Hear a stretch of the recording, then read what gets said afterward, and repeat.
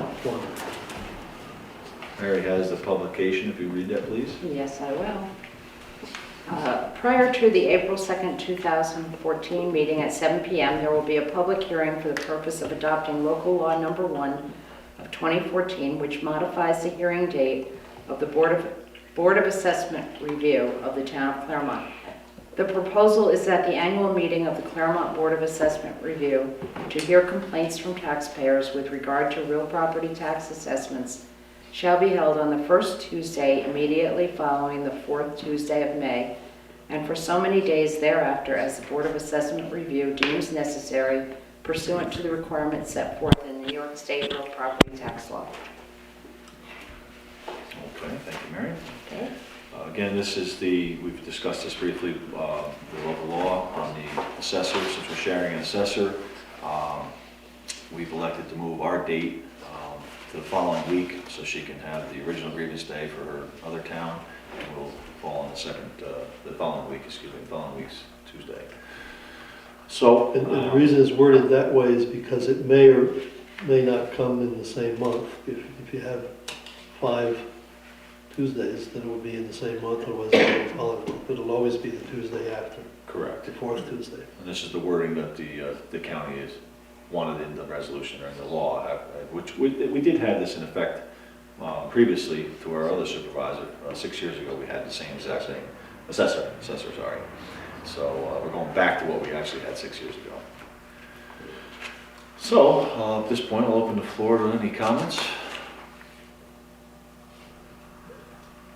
Hearing none, I move to close the public hearing. No, I agree that we close the public hearing. Closed.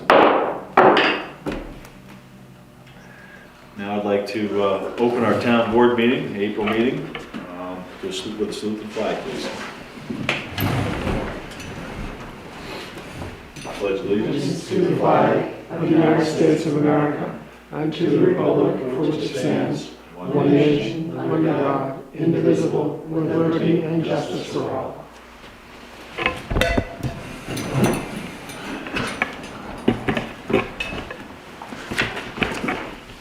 Okay, let's get started this evening with our prior town board minutes, meeting minutes for March 3rd. Any corrections, comments on the meeting minutes? Motion approved. So moved. Second. All in favor? Aye. Opposed? Carried. Mary, we'll move on to the town clerk report. Can't speak tonight. Okay, Town Clerk's report for March 2014. Zoning ordinance, $25. Dog licensing, $50. Building permits, $100. Certificates of occupancy, $75. Town clerk fees for solid waste, $1.50. For decals, which is a fishing and hunting, $3.04. Vital statistics, $130. Total check for general fund, $384.54. Trust and agency for T3438 inspection fees, $125. Paid to New York State Department of Agriculture and Markets for dog surcharges, $20. Paid to Columbia County Solid Waste, $18.50. Paid to New York State Department of Environmental Conservation, $51.96. So the total for February, $600. $600. Motion to accept the clerk's report. So moved. Second. All in favor? Aye. Opposed? Carried. Thank you, Mary. Okay. Mail review. You said you had nothing I this month? have no correspondence No correspondence. this month. Slow month. Any correspondence for the web committee? Does anybody have any suggestions, comments? As of about, and it may have been last week or the week before, the town historian as listed on the website was still Diane O'Neill. So that's a little outdated. Okay. Maybe Evan could make that note and possibly change that? He's already done that. All right. Any other comments? Okay. Very good. Thank you for that. Committee reports. Ed can't be here this evening. Bob? Just a couple things. First of all, the bid package for the swings and fall surface has been sent out to 3 potential bidders. And I don't know if Moore Associates has gotten any more calls after that from what was in the paper, but there are 3 that it's gone out to. And advertised. And it's been advertised, yes. Secondly, the fire commissioners had come up with a proposed law for false alarms. And I did take a look at it and got together with Andy and made a few minor, some housekeeping changes and that. So it should be ready for us now. The fire commissioners will review it again at their meeting. And I think we can set a public hearing for next month to go over it. And that's it. I don't know if you want a little more explanation on that. It's basically, Actually, I'll have you comment that new business a little bit. Okay. I'll just explain it. Real quick. okay, fine. Yeah, that's good. Excellent. And the other thing is that I have contacted Senator Marshall's office to try and get some changes made in the way we're getting billed for unemployment payments that we shouldn't be. And that's it. And you're going to follow up on that further. Good. Okay, very good, thank you. Evan, you have anything out there, anybody on? Just remind people that the schools are going through the budget process and such, so if that's of interest to you, then please attend the meetings, make your opinions known. Good. Okay. Chris, you have anything? Okay, good. Moving on, just old business. I just want to, bridge update. This has been our agenda for I don't know how many months, years now. At the last meeting I said we were going to have, this following month's Public Works meeting, we're going to have an update on the possibility of doing a design build on our bridge project on Mill Road.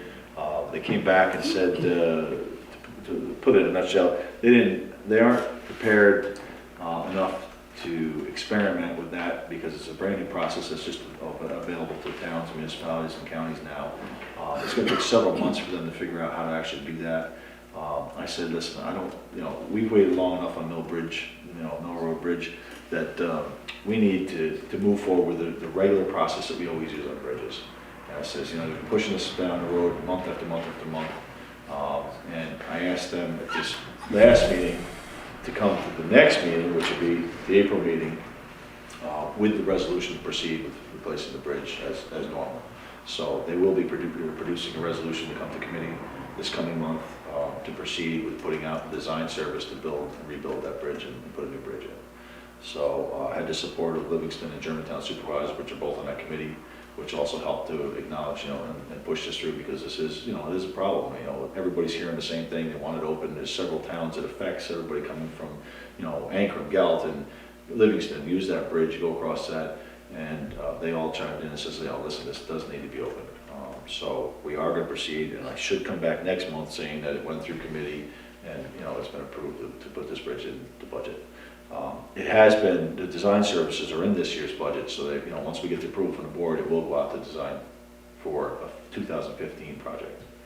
So just to let everybody know, it's an ongoing, challenge, but I'm working on it, and I'll have hopefully good news next month that it's been put through.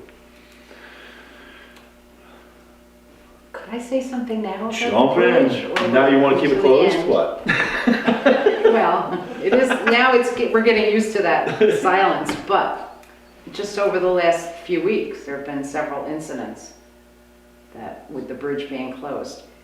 First, we had the fire at Blue Stores, excuse me, so they were rerouting traffic, Route 8. If you were trying to go north on 9, they rerouted traffic, Route 8. They didn't have anyone directing at Mill Road to keep going. We had all kinds of traffic Sunday morning coming down the road because they thought they could take their first right and get around past it, I guess, or try and get there to see, I don't know which. The second thing was just the other day, I'm sorry, I don't remember what day it was, I got a call from my neighbor who lives just closest to the bridge. You should see what's going on in my lawn, on my lawn. A tour bus came down the road was from not in the area, from down below somewhere in New Jersey or down by the city. Came up the road mainly because GPS has not put on there that there's a detour. Anyone else that's come down the road, tractor trailers, what have you, we've had a few that have known to back out. She tried to turn around. Oh. So we had the tow truck down there and the owners of the house, 2 owners of the house were there. And they did make quite a mess on our lawn, and even the tow truck to get her out. I don't know how this bus driver got where she was or what she thought she was going to do, but she wasn't right across the front of Ingham's lawn. And it was, and then ended up, she had to back out anyway. I mean, the trooper was there, the tow truck, they all went out ahead of her, and she backed all the way out. This is one of the bigger issues, obviously. Who's gonna pay for fixing her lawn? The bus company? They are going to have, yeah, they will. Bus driver was very nice, you know, it was one of those things. There were no passengers on it, which was a good thing too, you know. And I've But- received, you know, correspondence from Ingham. Yes. I mean, in the past, in regards to opening this bridge, because, you know, everybody turn around their driveway, they're the closest one. And it is an inconvenience, and it's a hassle for them. They're not happy about it. So this is one of the things I've explained to the county as well. This is an issue because there's no place to turn around. So, I mean, it's another selling point why that needs to be opened up. So we're working on it. I mean, it was quite the sight. I'm sorry for her Now, inconvenience. if they open it up like they did with Pleasant Vale Bridge, there'd be a weight limit, and the bus probably would have had to back out anyway. This is going to be a brand new bridge. So Okay. It's not going to be. It's still going to be one lane. Maybe a little wider, but it's going to be one lane, brand new bridge. It'll be fully Okay. full strength. I think it's a 6-ton more recently. And that had been raised significantly because buses could not go across it, even school buses that, you know, back in the 80s. When they fixed it the last time, it got raised to 6-ton, I think, which I I'm not guess sure. allows They'll put the five. rating on the new bridge. I don't know what it'll be, but I didn't realize that it's actually one of the larger span bridges we have in the county. Not, you know, the largest, but it's 125 feet, I believe they said. And most of the bridge in the county are less than that, which is kind of hard to believe. I was shocked. So just some more information to take to them. Okay.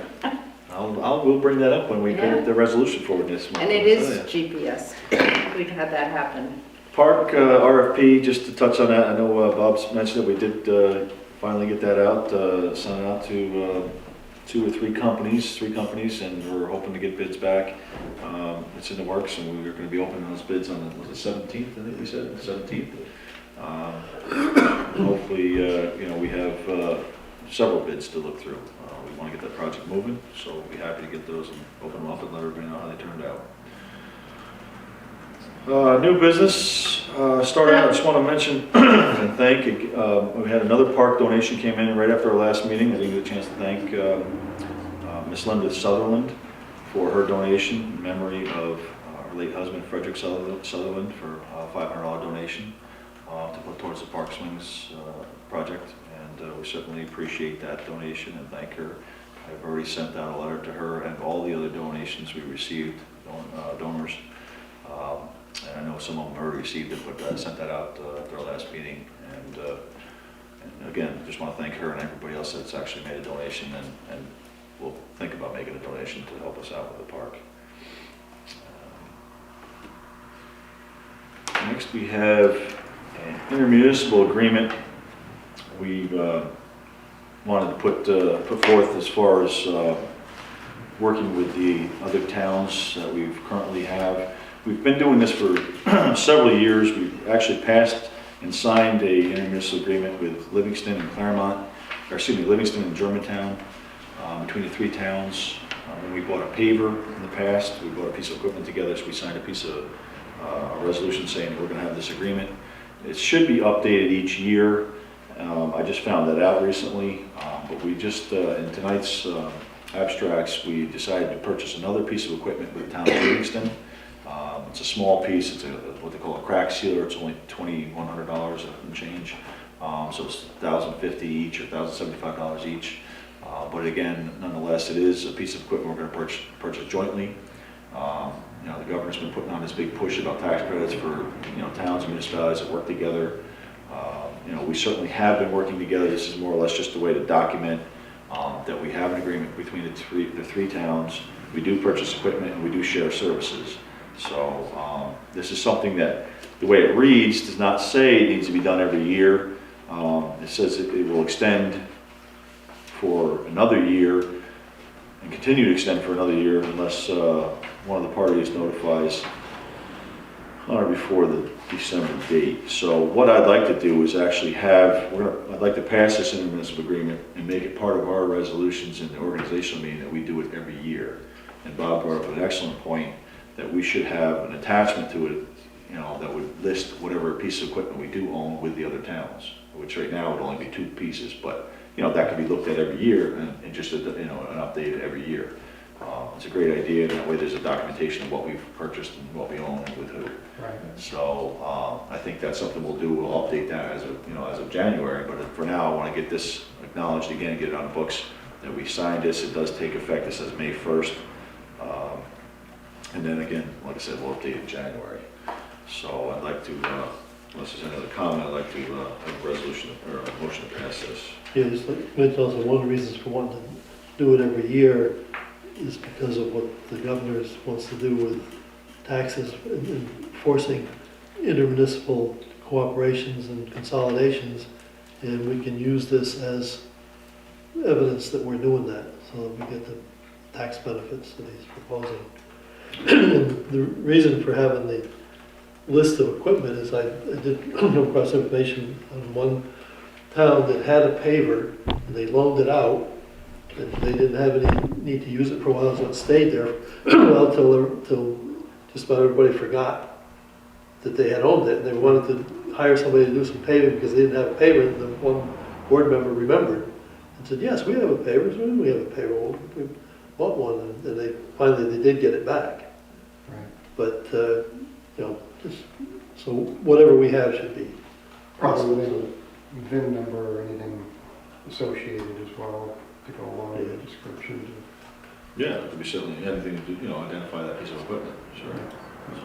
So I would like to move that we as a board approve this, subject to supervisor with whatever agreements the three of you come to how we want to do it.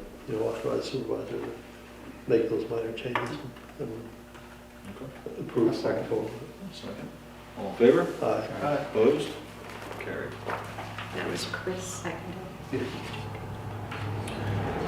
This work, you guys know, that this intermunicipal cooperation saves us a lot. Oh, yeah, it does. The 3 towns worked very well together. I think it's a good thing, Yeah. but also keeping track, like Yeah. Bob suggested, I think is also a good idea. Absolutely. So I think that's great. Every year we'll update in January, and that way we'll make it just part of that organization, so we know, it'll be part of the resolution and update it. That way we get a good running total. Okay, local law. We'd like to set a public hearing for local law number 2, 2014, which will be local law relative to fire alarms in the town of Clermont. Now, I'd like to set the date on this, and then I'm just going to ask Bob to explain just a real quick, what this is. I'd like to set the date for our next board meeting, which is May 5th at 7 p.m. And we'll do it right before our next board meeting. And again, Bob, I know you've been back and forth with this. You've had a lot of discussion in part of the meetings. If you want to just really quick update everybody on what this Yeah, this is something that the fire commissioners actually have asked for because they have had instances where they get a number of false alarms from the same place. And it was sort of modeled after Livingston's law. In fact, Livingston just updated their law. I don't know if you read in the paper, there was a big article about it in there that kind of described their law that they did just update. But they've had a law for quite a while. And what it provides for is the first false alarm within a year is free. Second false alarm is a fine of $100, I think, and I think that if there's a third one, I think it's, you probably got it there earlier. First one is $100. First offense is a warning. Second offense is $100. Third offense is $250. And fourth offense is $500. And any subsequent within a year's time. Yeah, at the end of the year, it starts over again, so you get one a year. But it also has a section, false alarms due to malicious or mischievous activation in a one-year time period. The fines will be as follows. First offense is $500, second offense is $1,000. So obviously if somebody's setting it on purpose or, you know, so that's what it is.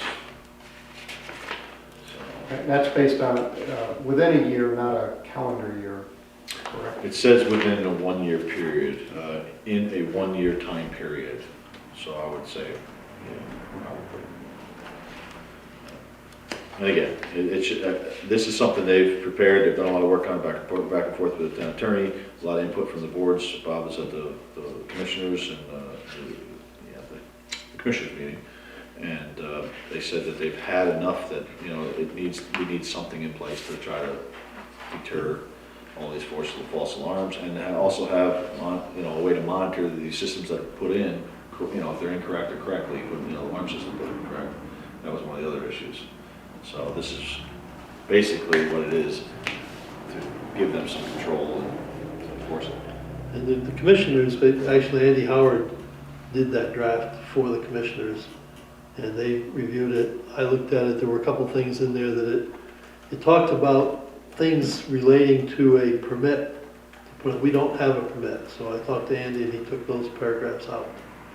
And there was a couple other little inconsistencies that we fixed. And so the commissioners will look at it again at their next meeting, which will be before the public hearing.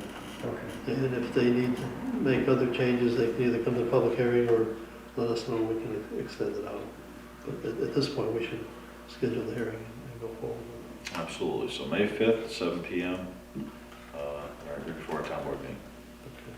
Okay. Okay, moving on, purchase crack sealer. I just put that down on here so we would make sure we acknowledge that, but I explained that we are going to be purchasing a piece of equipment with the town of Livingston, and total charge is $2,150, and we're paying half of that, which is $1,075. This crack sealer is like new. I don't think it's brand new, but it's like new. Well, Jimmy said it had never been used. Okay. Okay, the previous, I forget which town it's coming from. Again. The previous highway superintendent wanted it, got approval, and they bought it for, I think, $4,300 or something, or 200, 4,000 something. And they put it out for bids, sealed bids, and they got no bids. And Jimmy had told them, if you don't get any bids, let me know.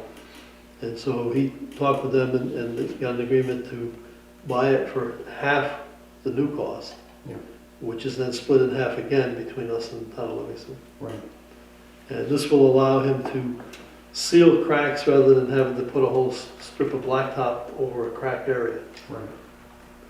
And the real benefit is, apparently it comes with a large amount of material, the tar that they actually melt down, which is, he told me, is probably worth what our share we're paying, probably $1,000 worth of material that comes with it. So we not only got the machine at discount, we also got all the material that came with it. So it's a real bargain. Both him and Livingston both agree this is a great bargain. So I says, if you guys, you know, if you need it and you think that's, you know, what you should have, then, you know, for $1,000, I think it's a great buy. So that's what that is, and that was in the abstracts, which we already looked at and signed. Since we proved that in abstract, I guess we don't need a motion to We approve. don't need a motion now, it's just informational. Other than that, supervisor report, I'm gonna just keep this short, just go over a couple of things. Just an update on the county courthouse. We did approve the window replacement for the courthouse. We did get the numbers straightened out.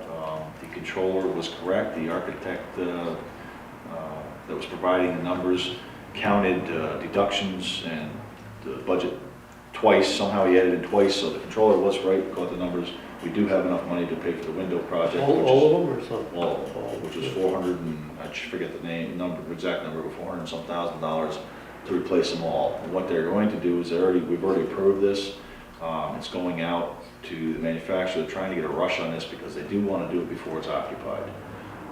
And we're going to push off the taking occupancy back until, I believe, June sometime. They're going to start moving back in, and probably won't actually start up until, I don't think they're going to plan on holding court until sometime in July or August. So hopefully there's enough time. They think they may be able to get it in. I don't know how it's gonna work. I think we're gonna push it off until maybe September. But we've already have looked at the budget numbers. Even if we pushed it off to September, we still have enough money in the budget to cover the extra costs that it would take to push the moving in, like the extra rent at the school we're paying, all the incidental costs, that, you know, the extra insurances. So we do have enough in the budget to cover it. So that's a good thing. You know, if anybody's looked at that building, the windows in that building are extremely large. I'm talking 10, 12-foot glass by 8-foot wide, some of those things. I mean, they're tremendous. So, I mean, the number is high, $400,000 for windows, but there's a lot of windows and they're very big. Those probably have to be manufactured. Yes, they have all the specs designed already. That's what we already paid for. That's why we have them ready. We approved it, so they sent them out already. Boom, we already awarded the bid. So they're actually in the process of working on it right now. So, other than that, the courthouse is I've been told, is coming along great. I haven't been in there since the last tour, which was 3 weeks ago. I think that we're gonna have most of the work done except for the ramp outside, which is what everybody looks at. That's the last thing because they've been waiting for the weather. It's on the north side, it's in the shade, ice, snow, ground froze. That's the last thing they're waiting to get completed outside and dress it up with, you know, some landscaping. Inside, the finish coats have been put on.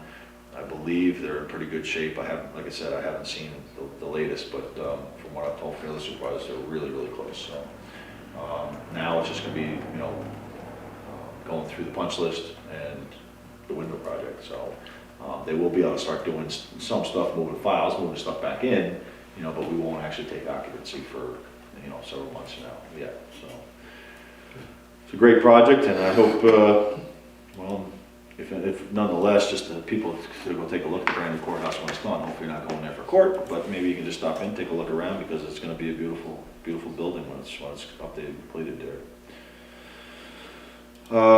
Let's see, what else? Pine Haven, we've had a couple subcommittee meetings on Pine Haven. We had this most recent meeting we had was last week. The controller had asked a private organization to come in and give us some information on why we should privatize Pine Haven instead of the county owning it. Very knowledgeable firm came in. They own 25 or 28 nursing homes in the state. Had a lot of good information available. They pointed out where all the weaknesses are for county-run homes, why they should, why private organizations should run it and not the county. It was a very good sales pitch. I still have a hard time believing, that it's going to come down to the county having to sell the nursing home or get out of the business. There's a lot of information to still consider, but they made a very good case and spoke very well about the financing and the way they can get more reimbursements than we can. The cost of operation is lower than we can provide because of the county employees, the benefits. But I have a hard time believing a lot of the information that it was told, because this is a sales pitch. They want to buy it, they want to make money. Obviously, this is something that they do for a living. You don't buy something you can't make money off of. So we've asked them to take a tour of the old building and come back next month with their ideas on what they would do with that building, because they're saying they would buy it, run it right where it is, renovate it, put some money into it, continue the business there. So we asked them to come back and give us their opinion on what renovations would be needed, what they think they could do to keep the operation there, because that would be a huge selling point if they think they can update the building, continue the business there, and keep the residents that are there, and keep providing the county with this service. It may get some more consideration. So I'll keep everybody updated. The next meeting will be the end of April. We'll come back with some more information on that. Do you think all the things that they said they can do, that they can, or will they run into problems with the state? This is what they do for a living. I think they have their act together. It really sounds like they know what they're doing. I mean, they have 130 people working in a business office alone for reimbursements. I mean, they're on top of what they're doing. more than the county can be. I do see some benefit, I just don't know if it would be better care, if it would be the same quality, you know, because they're saving money somewhere, it's not always gonna be, you know, they're there to make money, and that's the difference. I mean, I think at some point, you can't look at it that way. I mean, yes, you wanna be able to make money for your business, but you're providing care for seniors, for elderly people that have been in this county all their life. You know, it's one thing I think that we should continue to provide. I mean, if everybody, I don't know if everybody realizes, but, you know, the county tax dollars that we spend, if you hear the worst case scenario, we spend $1 million or $2 million to subsidize Pine Haven. Well, I don't know if everybody realizes, you know, $16 million we spend to subsidize DSS, but you don't hear people screaming about that. You know, so to me, if we have to subsidize a little bit, I can live with that, because I think it's one service we should provide for our seniors in this county. And I felt that from the beginning, and I still feel that. So for me, it's a little harder sell for, you know, for me to say, okay, we should sell it privatize. A lot of supervisors are willing to jump on that boat right now. I don't know, no more after the next update, what this company says they think they can do, and if, you know, if they're going to keep it there, if they would consider bidding on it, we don't even know yet. So there's a lot more information here on this before any decisions are made. You can go out on the Department of Health website and look at the surveys for the homes that they currently own. They did. They actually asked us to, you know, invited us to visit one of their homes. The closest one they have around here is Pauling, I think. And they said that that's one, you know, stop in unannounced, just stop in anytime you want, go take a look at our, you know, our services there. Which I'm not sure if we're going to do that, but I believe somebody's going to, one of the supervisors or committee's going to get together and do that. I haven't heard of that yet, but you can certainly look them up and see what other, you know, comments have been made. So again, there's quite a bit more research to do on this, and again, I'll keep everybody updated after the next meeting and see what ideas they come back with. What else is going on? The airport. We passed a resolution on the airport committee. Brought to finance, and we'll go to full board next week in regards to the runway safety zone. The resolution that was put forth was that we were going to proceed with county-owned land only. We're not going to go through purchasing any part of Meadow Greens. We're not going to go through eminent domain. We're going to actually lengthen the runway to the south a little bit and expand the safety zones.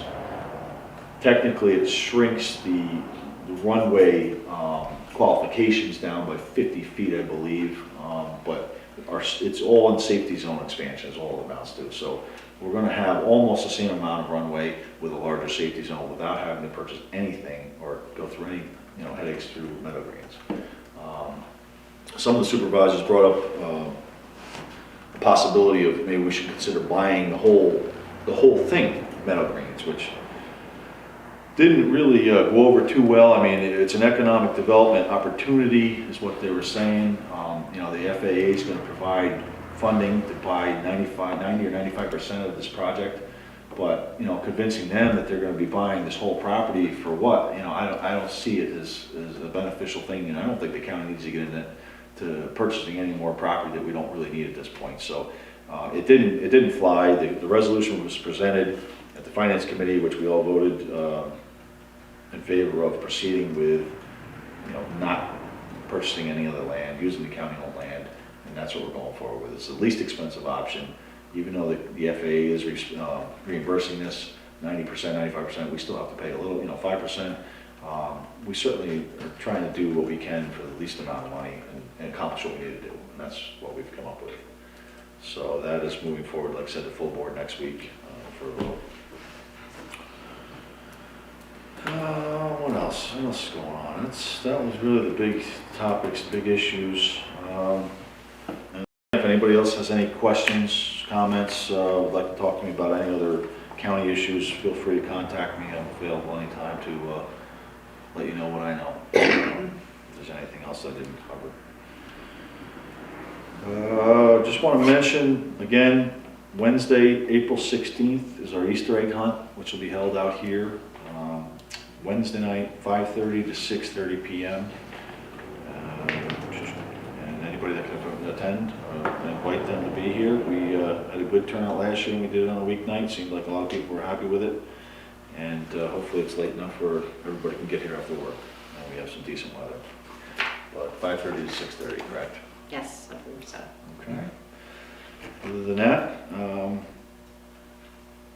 I guess that's all I have to go. Move on, motion to pass. Move we pay highway abstract number 4, vouchers 30 through 41, in the amount of $11,213.81. Second. All in favor? Aye. Opposed? Carried. Move we pay general abstract number 4, vouchers number 4. Oh, I see. 81.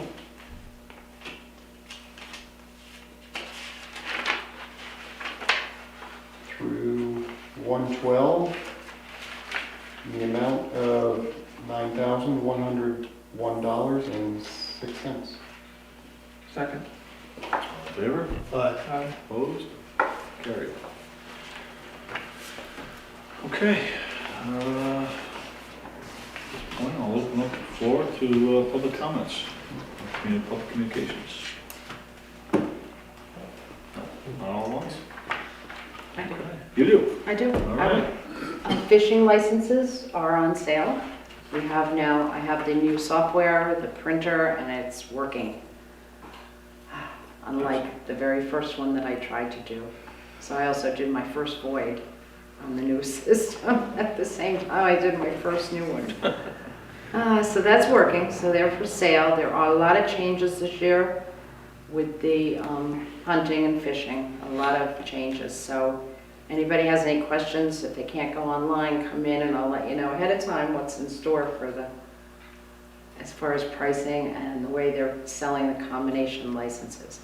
And also the Clermont Highway was out today working and cleaning the roads of all the sand, and I've been on 2 county roads today, and they look like they're all swept off Sweep nice. them off. Yep, they're all nice and clean, so that was nice to come home to today. Good. We had a clean Thank up you. mess. And I just forgot to mention it, and I just want to mention it, and just acknowledge, I guess, the big fire that happened down in Livingston 2 weeks ago. Was 2 weeks ago, the Blue Stores restaurant bar burnt up. That was a severe fire. I mean, it just pretty much ruined the entire building. It's very sad, you know. I mean, it's been a building that's been around for a couple 100 years easy. I mean, it's been there a long time, I believe, and it's just a very sad thing because you know, even if it's rebuilt, if they rebuild, which I don't think they're going to, you're never going to see a building rebuilt like that. So I just wanted to mention that again. Obviously, we had firefighters that assisted. Multiple towns assisted with that. I know Hudson came down with a fire, ladder truck as well. They had many people there to help out, but it was just too far gone to do anything with it. I'm sure everybody's seen it by now, went by there. So it's just a very sad thing to lose that building. So other than that, I guess that's all we have. No other public comments? Okay, I'll entertain a motion to adjourn. So moved. All in favor? Aye. Opposed? Carried. Thank you. Is that Evan?